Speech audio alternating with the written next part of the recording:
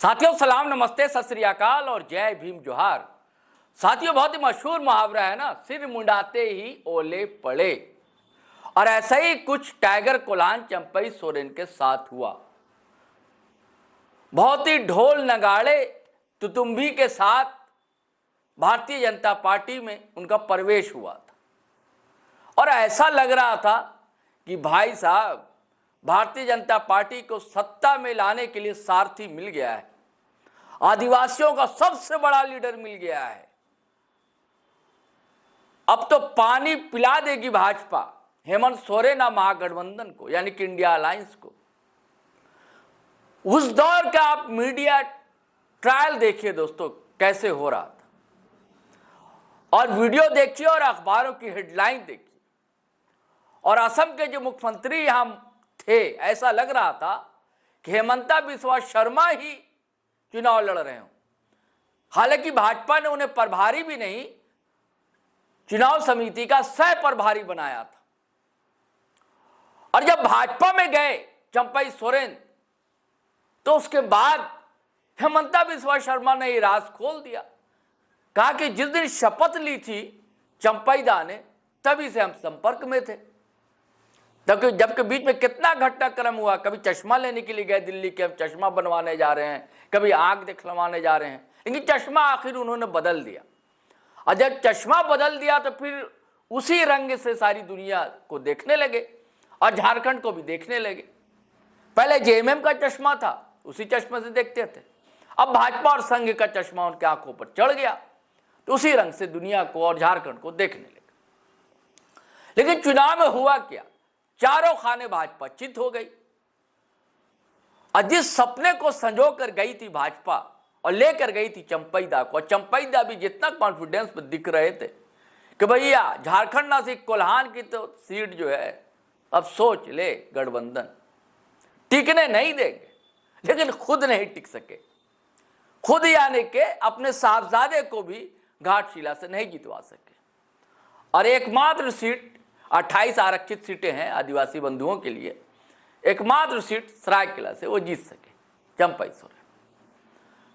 चले तो गए भाजपा में, लेकिन आप देखिए ना, किसी भी मुद्दे को अगर भाजपा का उठाने की कोशिश करते हैं तो अकेले होते हैं। अकेला चलो रे, कोई होता नहीं है। और अब तो यह भी आरोप है कि भगेड़ू है, भाग जाते हैं। भोगनाडी का मामला देख लीजिए, जब पता लगा भैया लाठी चलने वाली है, निकल लो पतली गली से। रिम्स 2 का मामला नगड़ी, यहां भी देखिए पतली गली से निकल गए, हल्ला कर दिया कि भैया हमको हाउस अरेस्ट कर लिया गया, जब कैसी कोई बात नहीं थी। सारे मीडिया बंधु जा रहे थे, मिल रहे थे, बात कर रहे थे। भाजपा ने उनको अकेले छोड़ दिया। आज जिस दिन हाउस अरेस्ट की बात हो, नगड़ी वाला इनका प्रदर्शन की बात थी, रोपा रोपो वाली बात जो थी, खेत जोतो रोपा रोपो, उस दिन भारतीय जनता पार्टी के जो अध्यक्ष हैं यहाँ के बाबूलाल मरांडी और नेता प्रतिपक्ष भी हैं, प्रेस कॉन्फ्रेंस की, सूर्या हाजरा का मुद्दा उठाया, इस पर चुप्पी साध गए। अब किसी ने टोका, किसी पत्रकार ने तब कुछ बोले, भाई उनका मामला है वो समझे टाइप का। हालांकि बाद में अब नगड़ी का भी कहीं बात उठाई नगड़ी की बाबूलाल मरांडी ने, लेकिन पूरी तरह जो है अनमने हैं चंपई सोरेन। अब इस कोशिश में है कि भैया साहबजादे को टिकट मिल जाए, उपचुनाव तो वहां होना है। रामदास सोरेन तब दिवंगत हो चुके हैं घाटशिला में, तो वहां भी कोशिशें कामयाब होती हुई नहीं दिख रही हैं। अब दूसरी खबर अब यह है दोस्तों कि मुख्यमंत्री रहते हुए उन्होंने बड़ी बड़ी घोषणाएं की थी अपने इलाके में। हर कोई करता है, करना भी चाहिए। 2 फ्लाईओवर था, एक कॉलेज का था, होम बनना था, लेकिन अब तक कुछ भी नहीं हो सका है काम। गमरिया में होना था ये मामला, क्यों कहा जाता था कि सड़क एक्सीडेंट बहुत होता है वहां पर। गोविंदपुर का मामला था,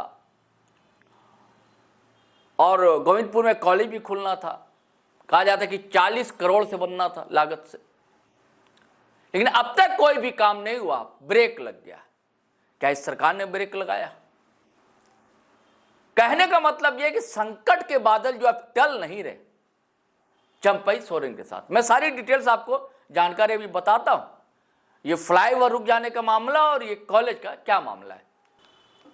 मतलब गम्हरिया में भी कॉलेज चाहते थे चंपई दा, लेकिन वहां स्थानीय लोगों ने ही विरोध किया, यानी कि इनके समर्थकों की संख्या भी अब घटती जा रही है। और एक और कॉलेज गोविंदपुर, जिसको मैंने कहा ना कि 40 करोड़ की लागत से उसको बनना है। यह डिग्री कॉलेज होता 5 एकड़ भूमि पर काम तो शुरू हुआ, 3 महीने पहले रुका पड़ा हुआ। अब फ्लाईओवर की भी जानकारी देता हूं।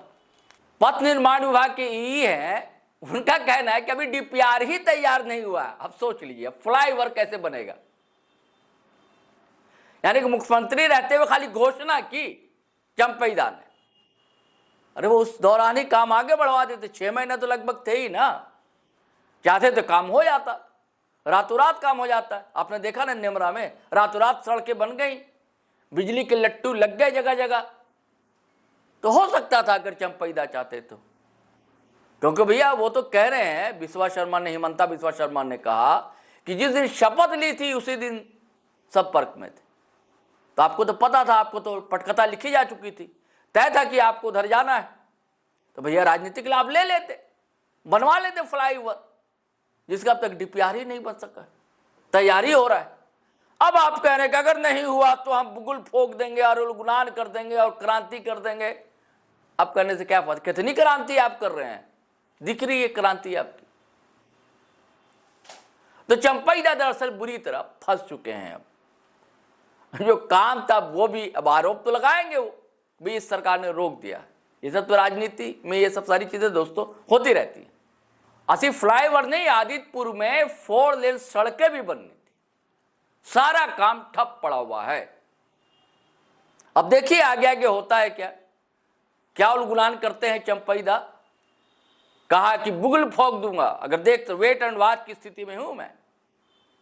अगर काम शुरू नहीं हुआ तो बिगुल फूक दूंगा सरकार के खिलाफ। चलिए साथियों, इजाजत दीजिए, आज्ञा दीजिए। जाने से पहले वह गुजारिश है कि अगर आपने हमारा चैनल सब्सक्राइब नहीं किया तो कर लीजिए। हर वीडियो हमेशा की तरह दनादन शेयर कीजिए, लाइक कीजिए, कमेंट कीजिए। इजाजत दीजिए, आज्ञा दीजिए। जय हिंद, जय भारत।